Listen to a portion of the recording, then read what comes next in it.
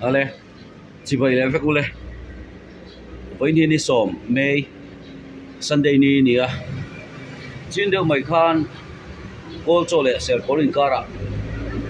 long lại truck accident hậu mày à at lang na sang motor po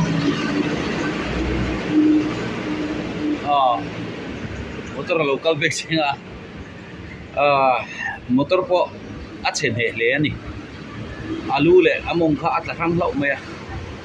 tiền vào chu ni à video tối té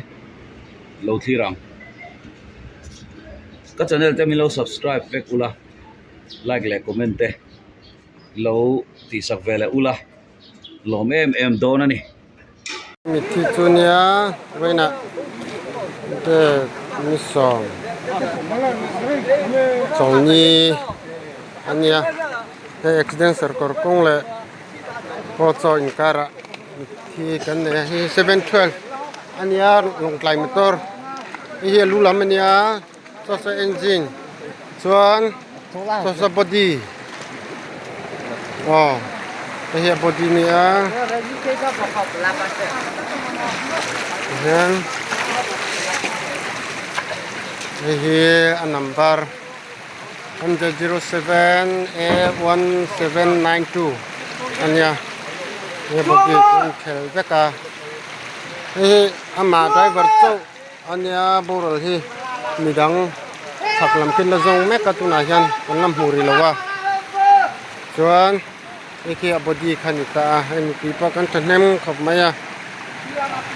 ban doi thak khop me chuan kala to pala hamba sinvel anita chan he khop me hi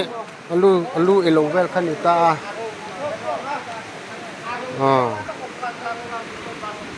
baramalam culture niom takan hi engine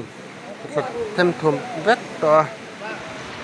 chuan kim ama driver chu ni ta ni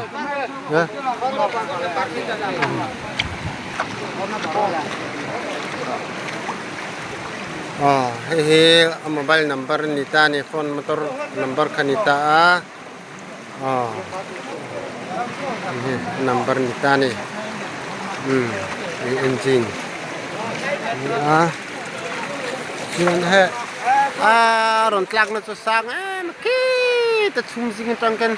sang na tuk lon suk na chu lum na chu na chu chuan he motor